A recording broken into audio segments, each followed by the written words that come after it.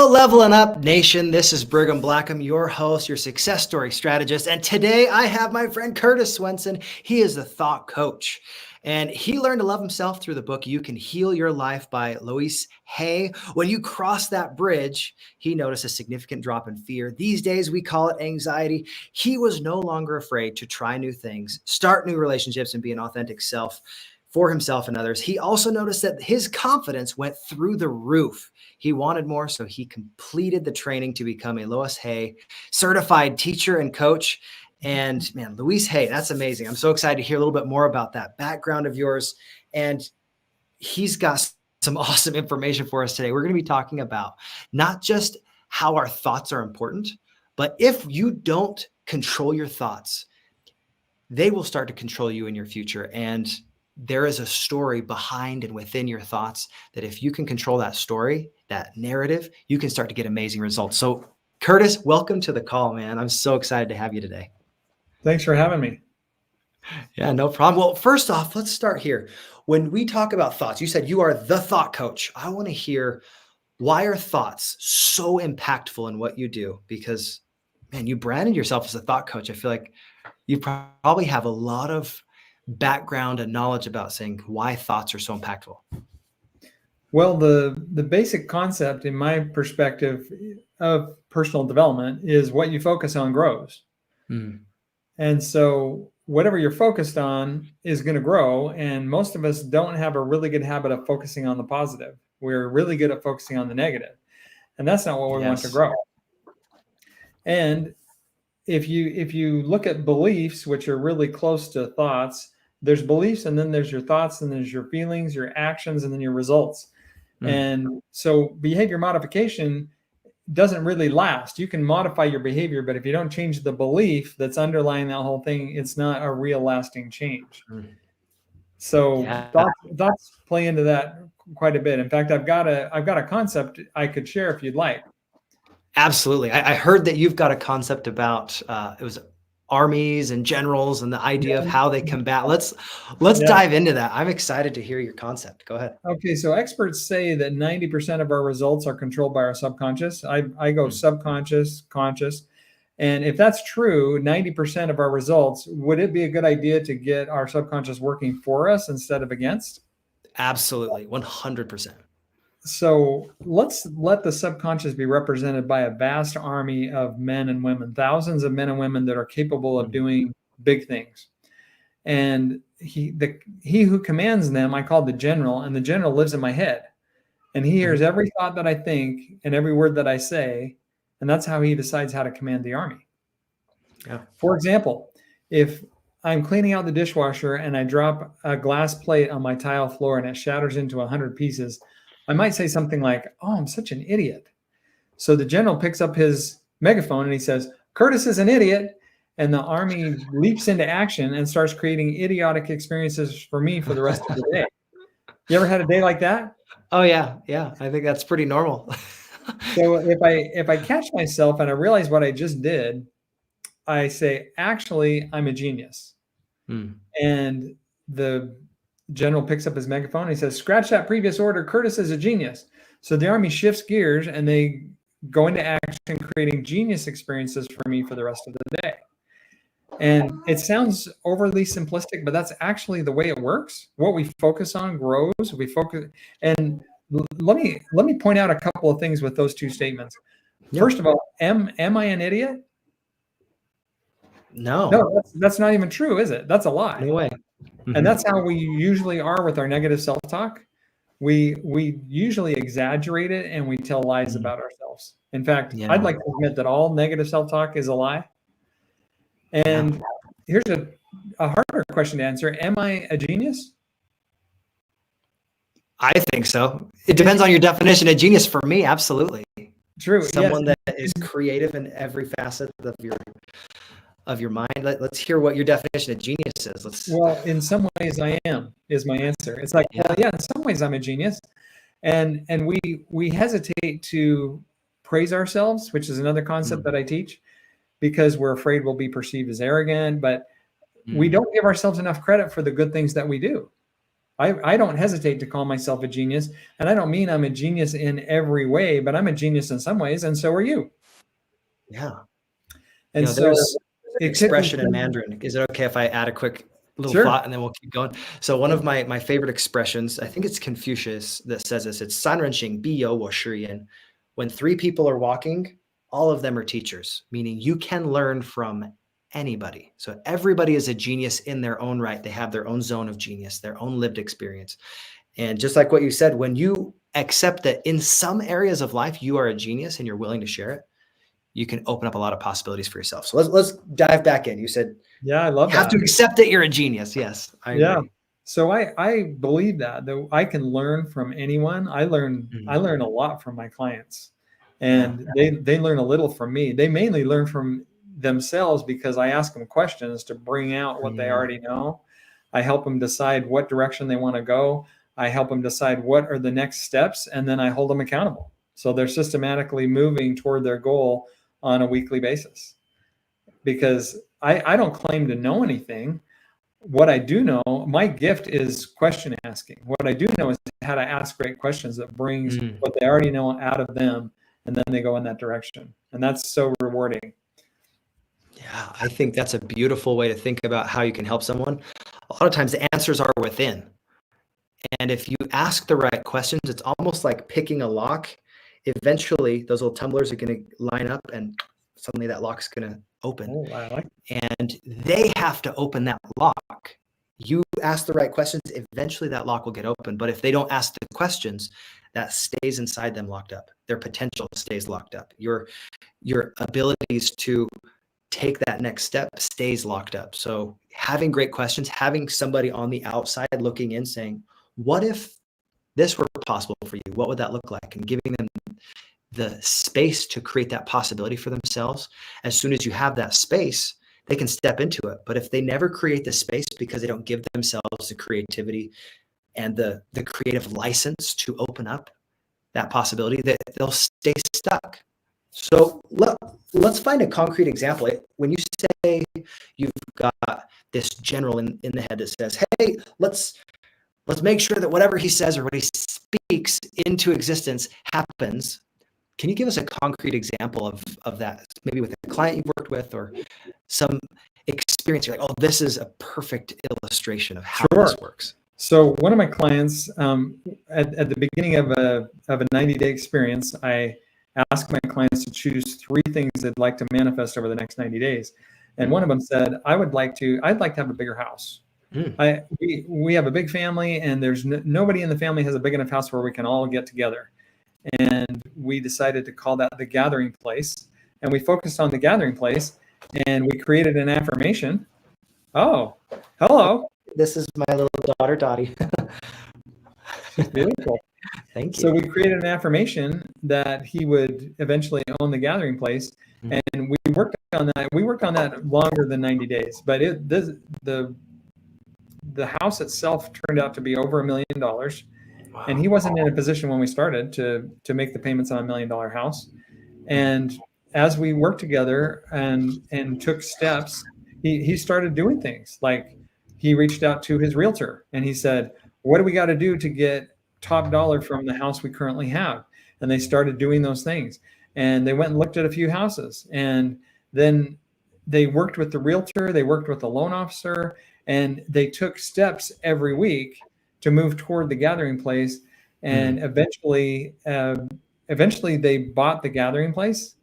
And that was a big day of celebration. I celebrate with cowbells, and usually you can't hear cowbells online, but when someone accomplishes a big goal, we ring the cowbell and we celebrate. And that was definitely a cowbell moment. That is so cool. I had another client that had a pornography addiction, something that I have experience with myself, and he wanted to overcome it. And he actually engaged in my program about building your confidence, which is based on increasing your self-love. And we worked on that half of the time, and the other half of the time we specifically worked on overcoming his pornography addiction. And it actually kind of took care of itself. I found what really helped me was learning to love myself. That was a big step toward becoming healed from that addiction. And when we started working together, he basically started his abstinence program. And by the end of 90 days, he kicked it. Wow. You think about the long-term effects of being able to shift and say, hey, that one habit getting eradicated from your life and replacing it with something that was positive, that can have generational effects. So like you think about just one of those little things that you do to help somebody. That is amazing. I'm so glad you shared that, because the thoughts that we have when we are not actively trying to do good, like maybe people go and they fall into pornography or they fall into different types of addictions. It takes you down a path that isn't productive. I actually have a really interesting story that happened to me as a missionary. I had my very best day on my mission and my worst day on my mission be the exact same day. And you're like, wait, how does that happen? Well, that evening we were going to have a baptism. There was like 7 people that were getting baptized, were coming into the church. It was amazing. So excited for them. We've been working with them for weeks. Like one of those hurrah cowbell moments, like you were saying, it overcomes so much. I was so grateful. And then earlier that day, one of my favorite people in the world, his name was Ty Bebe. He was this 80-plus-year-old man who had joined the church a couple months earlier. We went and visited him, and he said, "Elders, you want to come back in this room?" Because we haven't seen him in a week or so. And he pulled out this picture, and he's like, "Hey, look at these pretty girls." And we're like, "What are you doing?" "No, you're getting into pornography." And that day, he said he didn't want to be part of the church anymore because we made him feel bad about looking at pornography. And I looked back and I was like, that one choice made it so he wasn't able to continue his progression, because he said, "Please just take my name off the records. I don't want to be associated with you guys anymore." And I remember the hurt that I felt, the pain that caused. It wasn't my choice, but sometimes our choices have lasting impacts on other people. And that was one of those moments where I felt completely powerless, because it wasn't something that I could do. I couldn't force him to not look at pornography. I couldn't force him to come back to church, but I could encourage him and say, "Hey, I love you no matter what. I'm here for you no matter what." And a few months later, we went and talked with him again. He still didn't want to be part of the church, but he was still very open and still friendly. And it just broke my heart that little choice made it so that he drifted away and he never came back to church. But the 7 or so people that did join the church, that was such a joyous experience that sometimes we have to go through extreme pain and sadness to experience the joy. And that one day on my mission, I hit both ends of the spectrum of extreme elation and joy and immense depression and sadness from the choices of other people. And I was grateful to experience that. But I remember, man, that was a hard thing to go through. And that's what life is like. We probably have every day. We probably have some good things that happen and some bad things that happen. And people that deal with anxiety and depression are typically focusing on the bad things that happen. It's like, oh, well, my life sucks because this and this and this and this. And I say, well, what are the good things that are happening for you? In fact, that's how I start out every coaching session. I say, what's going great for you? And some people really struggle with that question. And some people say, oh, well, this is going good, and this is going good, and this is going good. And I help them train their subconscious to focus on that, because whatever you focus on grows, and it also determines how you feel. Yeah. And so one of the things I work with people over 90 days on is focusing on the good, because I like to say we choose our attitude, our mood, and our effectiveness by what we choose to focus on and give emphasis to.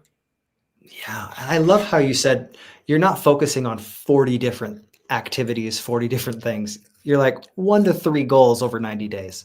You keep it simple. And then what you do as a coach or a consultant is you keep them accountable to what they want. I had a great friend, Dr. Greg Kimball, bring this up with me. He's like, if a salesman just comes and tries to say, "Hey, here's my program, I'm going to force it on you," without asking you, "What do you want to do? What are you looking to accomplish?" And they're just trying to sell you something. But as soon as they're willing to say, "Well, what are the results that you want? If after 90 days you get these type of results, what would that do for you? Then you create that accountability to make it so they have a platform to accomplish their goals. You become a bridge. And when they make that choice, man, how cool is it to be a small little cog in the system that made it so that they could accomplish their dreams. So for you, Curtis, what is one of the reasons, I mean, your why behind being a coach? Because I know a lot of people have different whys, but what is one of the reasons that you consistently do this? Because you're not brand new at this. You've been doing this for a little while. Let's hear your reason behind doing it. I originally certified in 1998, and I went through the Louise Hay training to become Louise Hay certified teacher and coach. And I loved it. I just ate it up because I'd recently learned how to love myself. And they basically taught me how to teach other people how to love themselves. Well, nobody was talking that way. Nobody knew that's what they wanted in 1998. I'd never heard of self-love before I read You Can Heal Your Life. And so after holding a handful of workshops, I kind of set it aside. But fast forward 10 years, I was going through a training called the Soul Purpose Intensive. And it was during that training where we did exercises to help us uncover the purpose of our soul that I looked back on and saw some of the pieces of my puzzle. I graduated in psychology. I got trained by the Louise Hay program. In my spare time, I love to meet new people and share stories and help each other. And all my talents and abilities pointed to one thing. And I realized, coaching is not a hobby for me. I was born to coach. So after working for 3 different companies in a coaching capacity over the next 10 years, I finally decided to go into business for myself.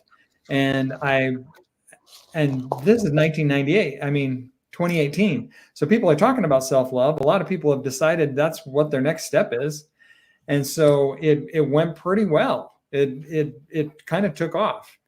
And when I take somebody over a period of 90 days from really negative, I'll tell you a story about one of my clients. My sister said, my friend needs your program. She's the most negative person I know. And it must have been a miracle that she actually signed up for 12 weeks. And over the 12 weeks, we do exercises to move you toward greater self-love, which increases your confidence. Mm-hmm. And on week 9, I started out the session with, well, what's going great for you? And she said, well, I went out on a date last night and the guy wanted to learn a little bit more about it. He says, tell me something about yourself. And she said, I freaking love myself. And I was blown away because that was week 9 of 12 from the most negative person that my sister knew. And he was blown away. I said, well, what did he say? She said, he had no response for that. He didn't know where to go with that. And I was celebrating with her. I thought that is the coolest thing ever. And I've had one other client that pretty much got there in 9 weeks. And I'm like, wow, this when you learn to love yourself, everything changes. As I mentioned in my bio, your fears go down, your confidence goes up. You feel better about who you are. You feel better about who other people are. You become less judgmental and more compassionate. And it's just an amazing feeling. I could talk all day about it. I love it. One thing you reminded me of in your comments, I love the way you explained it, is the 75-25 rule. I was coaching a financial coach or financial planner. I was coaching a financial planner, and I taught him the 75-25 rule. I said, if you go in to meet with a couple and you want to talk about finances, if you spend 75% of the time they should be talking, 25% of the time or less you should be talking, and 75% of that 25% should be asking questions. If you follow that rule and you're sitting there, say, for a couple of hours with them, and you're asking questions and they're telling you what they want, you're building so much trust that by the end of the session, they're going to have 2 questions. They're going to say, what do you recommend and where do I sign? Because you listened, you gave them a space to clear their mind through actually vocalizing their challenges. I think that's beautiful. Very few, like you said, you're not pushing on them what you're trying to sell. No. Well, what do you want? Where do you want to go? Right. Yeah. And I think, go ahead. Listening builds influence much faster than talking. And I think part of great listening is asking good questions and then Mm-hmm. asking those follow-up questions. Am I right, Dottie? Asking good questions is important. Yeah.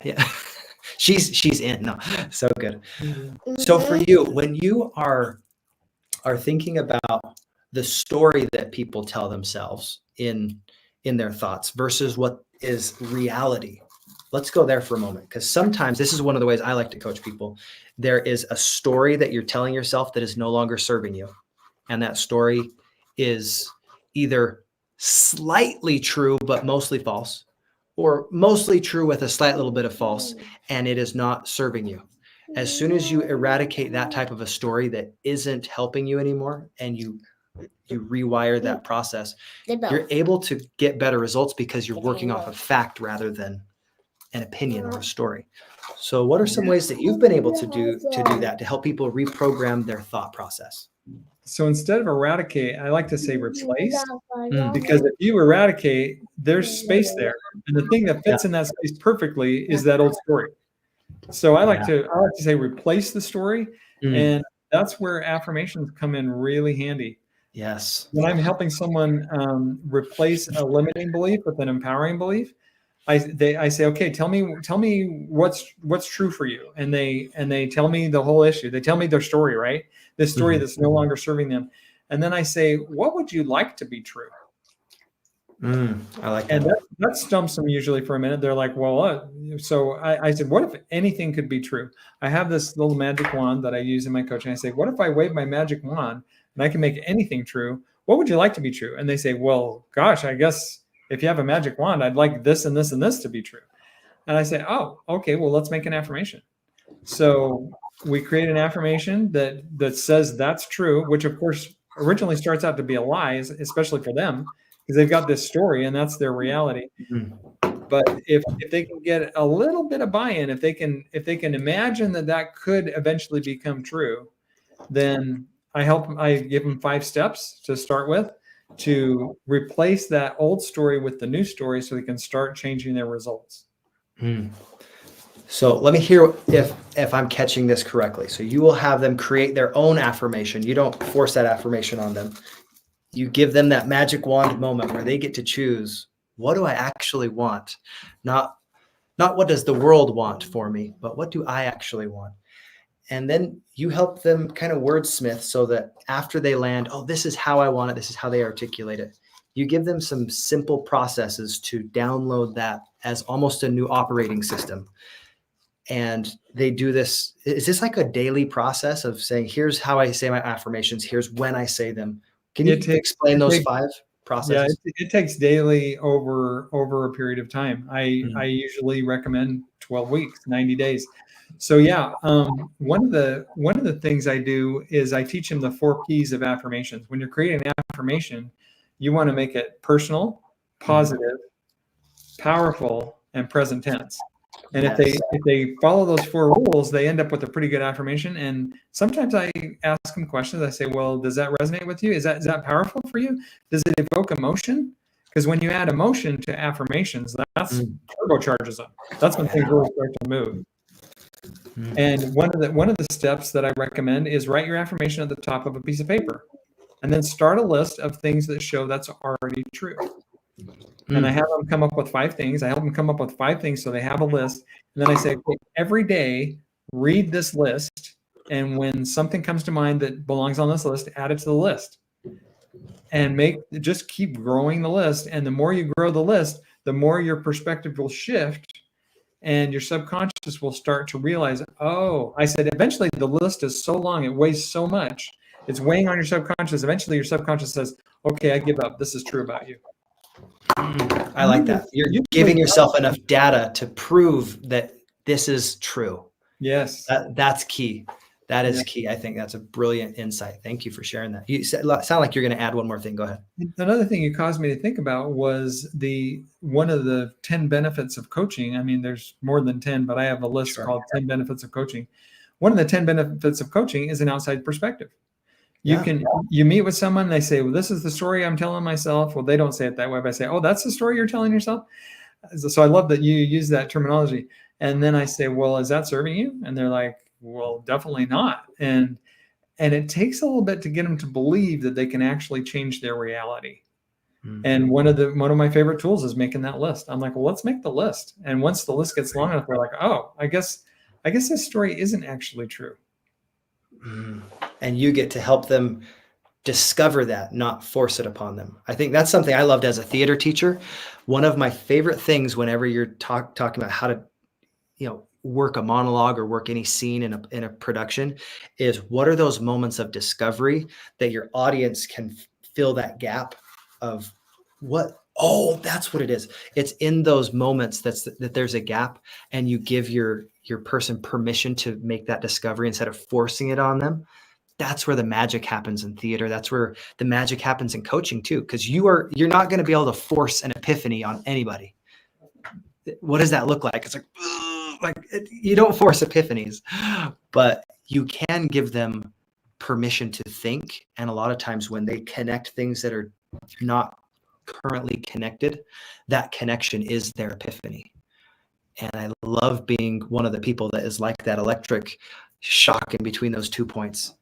You get to be that Jacob's ladder, if you will, of that electricity going from one point to another. It's so exciting to see someone make a shift in their life because of a piece of information, because of a tool, or because of a habit that after time, a slight correction, right? Those little micro corrections that make a huge difference. There's an expression in Mandarin, Shujahali Chajuchani, the difference of a hair can be 10,000 miles if it goes uncorrected. You think about the importance of micro corrections and course corrections on your path. Every time you have a great coach, like you said, they're on the outside of it observing, they can help make slight adjustments and get you back in alignment with where you want to go. And that's the value of having a great coach and a great mentor that isn't emotionally tied to your results, but they are on your team and they want to help you. And one of the things you're talking about is creating a safe space, creating an environment of non-judgment where it's totally safe for them to say whatever they feel or whatever they think, and no one's going to correct them, and no one's going to say, well, you shouldn't feel that way, or you shouldn't say that. I mean, you can say whatever you want, and sometimes I get some pretty colorful language in my coaching sessions, but creating that safe space, and you're causing me to think of one of my clients who every session, he's connecting dots. He has 2 or 3 breakthroughs every time we have a session. He's just so good at connecting the dots. And mostly what I do is I create that space for him to just be authentically him. I ask a question here and there, and he pretty much just connects dots the whole hour. I love that. And having a space like that for people where they get to start connecting dots for themselves, and you're not the one drawing the line for them, if you will. That's a beautiful moment, because one of the things that I love about group coaching as well, because we're talking about one-on-one coaching, but there are times where when someone makes a breakthrough and others see that breakthrough, that the witness of the breakthrough actually becomes a breakthrough for others.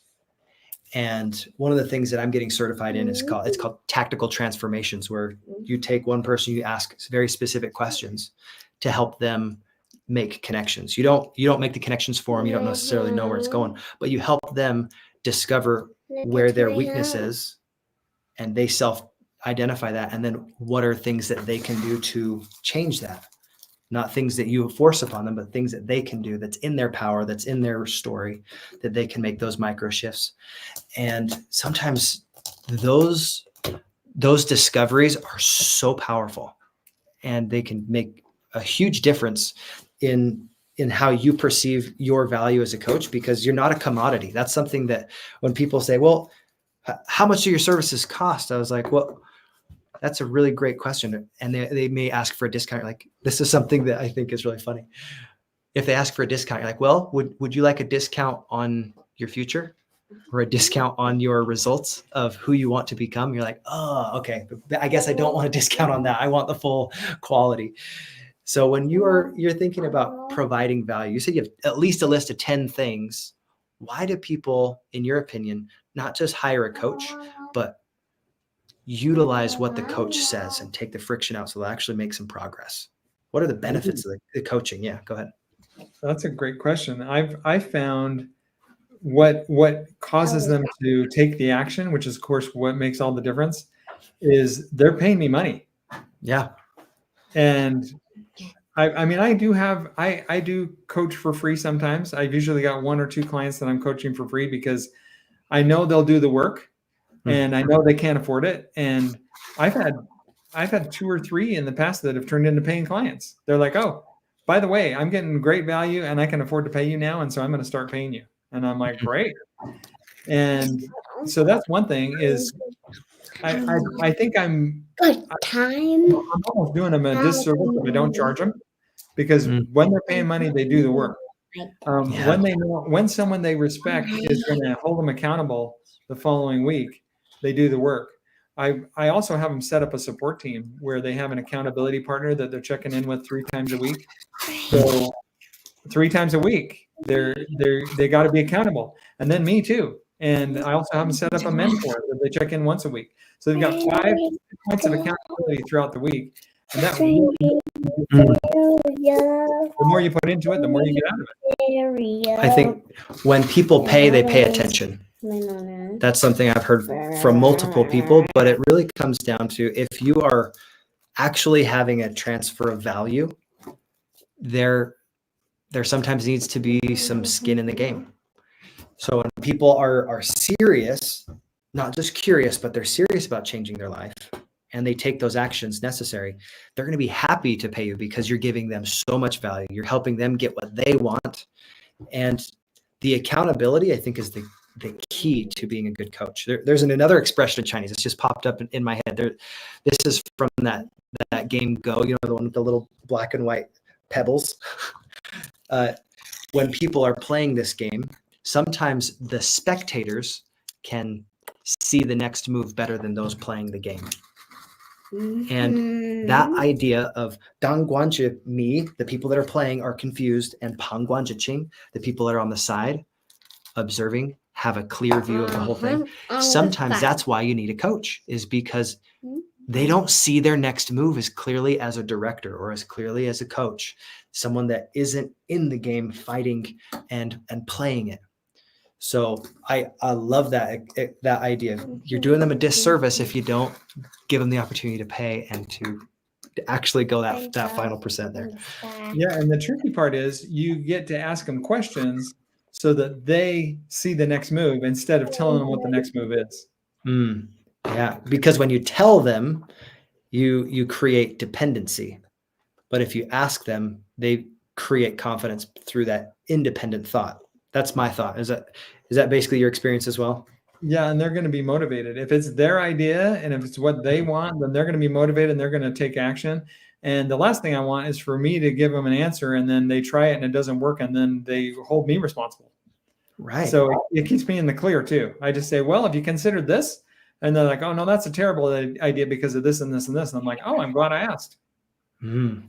That's a great point, because now you're giving them the opportunity to come up with their own answer, and then you just hold them accountable to say, well, did you do the work? We identified the work. Now, do you do the work? And that accountability, you said you do 5 points of accountability: yourself, your partner, and then one other point of accountability where they get to say, I'm doing the work. I'm doing the work. I'm doing the work. The more confidence that comes from saying I'm doing it, the better, I think, as far as a coaching situation, because you're controlling your future when you say I'm controlling the controllables. I've heard that in multiple facets, but in sports is the main analogy that I think of. If you control the things that you have control over, then you can get results that are phenomenal. But if you are always trying to control the things that aren't in your control, outside of your circle of influence, that becomes insane and you get frustrated and you create anxiety, and frustration just runs rampant on you. So let's go here as well. If you could frame this up in kind of like a simple way, that the reason that people don't do what their coach says. I know you've had lots of clients that are like, thank you for that. They don't do anything. I feel like that's pretty common. How do we avoid that type of action to, or I guess that inaction, and help people not just identify the work, but to consistently do the work. Because if they don't do the work, they don't get the results. And we want people to get results. So how do you help those people that don't always help themselves? So I like to say that a coach, one of the values of coaching is I'll ask you questions that you either haven't thought to ask yourself or you don't dare. That's And great. if I ask those questions, like one of my favorite questions is, well, what's the next step on X? And they're like, and I can tell they haven't asked themselves that question. I like, well, what's the next step? And they're like, well, I don't know. And if you say I don't know in a coaching session with me, I make you add the word yet. I don't know yet. And I'm like, okay, well, let's figure it out. And so they get to figure it out. And of course, how deep the connection is that comes from that question makes a difference. And then the accountability is what makes them go. Accountability is probably the biggest benefit of coaching. I think you hit that on the nail on the head, because when you have great accountability and there's a little bit of pain attached to it because you paid for it, you have like a little fire under you to get it going and get going in a way that you know you're going to do the work and finish it. So if I can summarize this, what I've been taking away from you is you ask great questions, you get great answers. And as soon as they identify what they want, you give them multiple reasons to continue down that path. And some of those reasons are accountability. Sometimes you'll paint that picture of possibility for people by saying, well, what if you didn't do this? I love going through this example. What if, even though you say you want this, you didn't do the work and get those results? What's the pain that will happen? And then let's also pleasurescape, where you say, well, after you do it, what's that going to look like? What's the benefit of you actually completing your tasks, going and doing the work so well that others notice it as well? So what are some of the ways that you've been able to help people see that future and increase their vision with more clarity? Yeah, that's you described it pretty well. Yeah. I have them visualize. I say, well, once you've accomplished this, what's your life going to look like? And that basically comes out of their mouth in affirmations. I encourage that. I say, pretend you're already there and tell me what you see when you look around. And so then they're talking in present tense and they're creating affirmations. And I'm like, wow, isn't that going to be wonderful? I love it. And you give them the space to play in their new reality. Sometimes you have to teach people, you have to help people relearn how to dream. Yeah. Because kids like this, they don't have any problem dreaming, seeing what the future is going to be like. Yeah. Are you excited for the future? Yeah. You're so stoked to be in the future. But one of the things that I see a lot of adults get bogged down with work or with their struggles. There's so many different things that pop up, and maybe things haven't worked out the way they wanted to. And it becomes harder for them to dream and to let go. But if we can remember what it was like to be a kid and to imagine and to go there and to have fun imagining what it would be like to have that real. I wrote a book with my wife a few years ago. It was called Imagination is a Place. It was a quote by her grandpa, Leonard Parkin. We compiled all of his life work. He was a painter. That was amazing. We compiled it into one compilation of his whole life work. And that idea of the imagination is a place that we can go to. I think that's what great coaching does. It gives people a place to imagine what their life can be like. And then you give them the accountability to get there, because it does take work. And I think that's why a lot of people don't have the results that they want, because they're not willing to do the work. Yeah, they want to take a pill and have the results tomorrow. And since coaching is natural health, it takes a while. And it typically takes at least 90 days to get where you want to go. It's natural health. It works and you have lasting change, but it's slow. And anything that is worthwhile typically takes a while. And I say it intentionally like that because it's not something that happens overnight. things that really matter, like your relationship with your family, the health that you have, it takes iterations and variations and all these different ways that you approach your health, your mentality, your community. All of those are holistic. Every single one is attached in different ways, and you get one more in alignment, and then you can start to bring other parts of your life into alignment. You can't do everything at once, but as you improve one element of your life, it starts to impact and influence those other elements. So to summarize all this, the very last thought here, what would you say to someone that has never done coaching before, but would really love to get some great results? What would you give them as a first step to say, well, if you're ready, do this and you'll get some great results? What's a great first step for someone that's never had a coach? Well, I sum it up by saying the basic foundational principle is what you focus on grows. And pretty much all the tools I teach are just another way to choose your focus.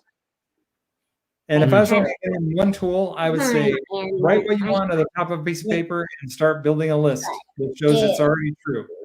Because most people, they have a limiting belief, but the people outside of them don't see them that way because they're overcompensating for that limiting belief and they're actually being amazing.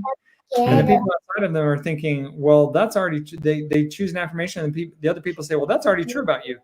But it doesn't matter how many people tell you that's true about you. You believe it yourself. If you can't accept it, then you still feel bad inside, even though you're doing amazing with your life.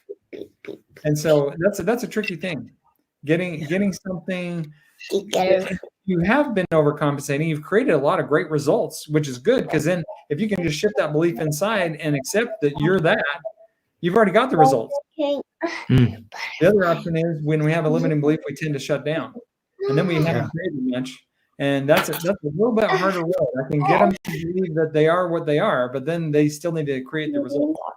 Yeah. I had a great mentor that he brought up this fact that a lot of times it's not that you're not willing to do certain things. It's that you haven't become the person that does those things yet. People often think, well, I want to be a millionaire and I want to have what millionaires have.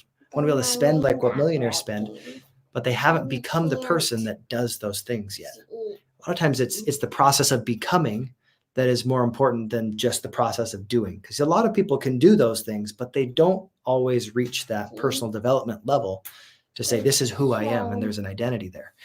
And part of the reason of having a great coach and having people in your corner to keep you accountable, to say you can live into that, you can grow, and you can find different thoughts. And as you elevate your thoughts, you elevate your programming.